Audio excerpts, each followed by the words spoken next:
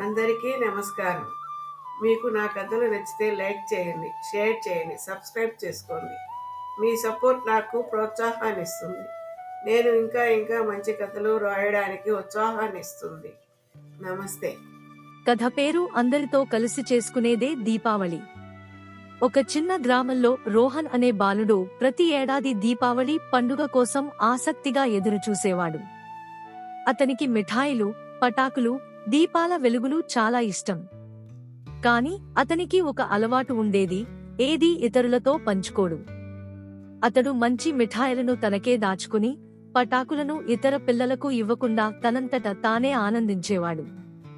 ఒక దీపావళి రాత్రి రోహన్ ఒక స్పార్క్లర్ వెలిగించాడు. అది ప్రకాశంగా వెలిగినప్పుడు అతడు సంతోషంగా నవ్వాడు. కాని అకస్మాత్తుగా గాలి వీసి అది ఆరిపోయింది. అతడు మళ్లీ వెలిగించేందుకు ప్రయత్నించాడు, కాని ఏ పటాకు వెలగలేదు.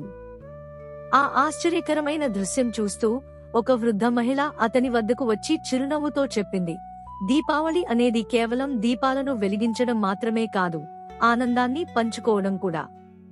నువ్వు స్వార్థపరుడిలా ప్రవర్తిస్తే వెలుగు నీ చుట్టూ ఉండదు.